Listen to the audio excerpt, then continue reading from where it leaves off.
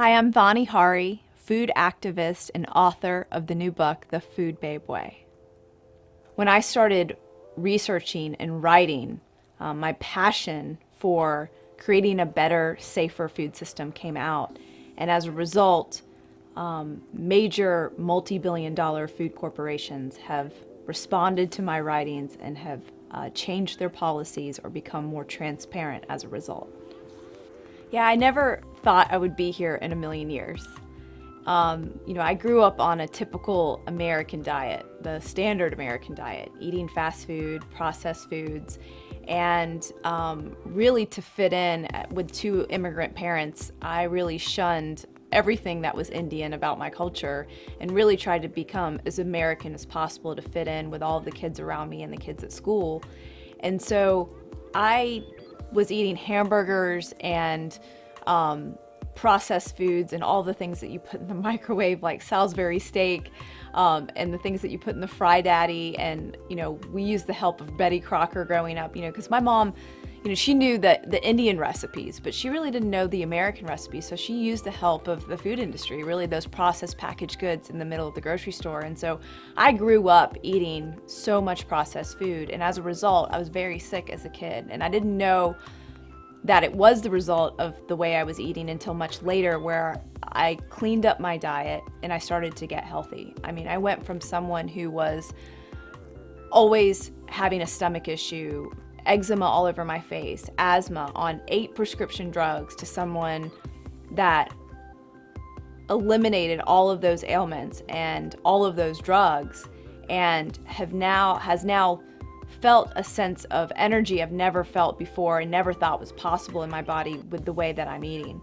And it all happened during a health crisis in my early 20s, where I was working at a big 6 consulting firm, traveling on the road, eating this really lavish lifestyle on the expense account, and really let go of my health principles and let go of my control over food, and really allowed the job to take over my life. I was very ambitious. I wanted to do well.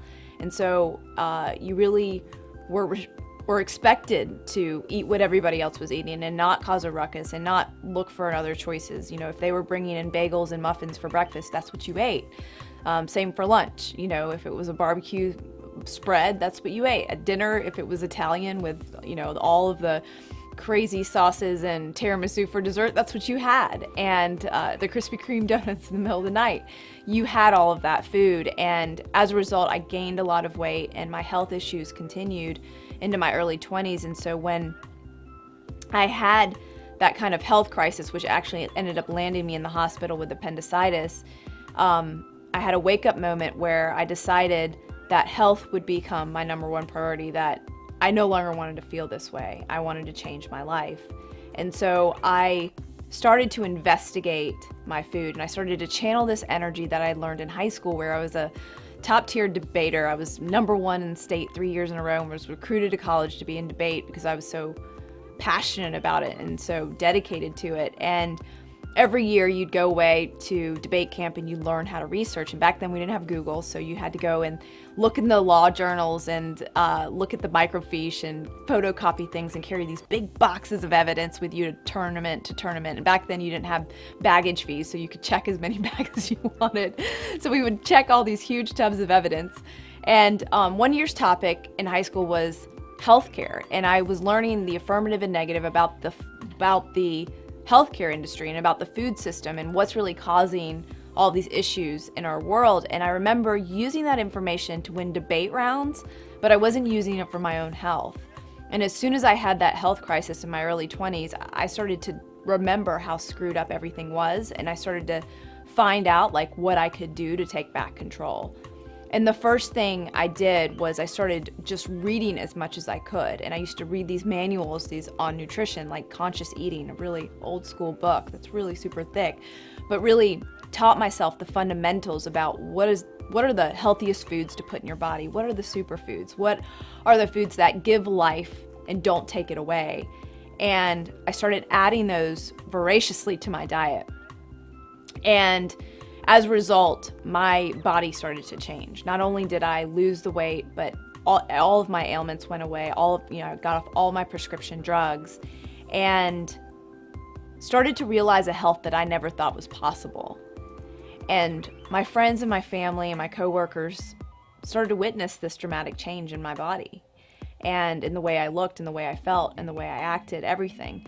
And they wanted to know what I was doing. And I continued to work in a very fast-paced environment, traveling on the road, having very demanding clients, working for C-level executives, and started to develop these habits that allowed me to be really super healthy, but also live a normal life. Travel, go places, be in social situations. But people around me saw that I lived a little bit unconventionally and wanted to know what I was doing. And so it was really out of the encouragement of my coworkers and family and friends that asked, what are you eating? What's in that green shake? What are you doing? That inspired me to start the blog, foodbabe.com, which originally I wanted to call it eathealthyliveforever.com. And my husband, who's a tech geek in the family, thought that was a horrible name.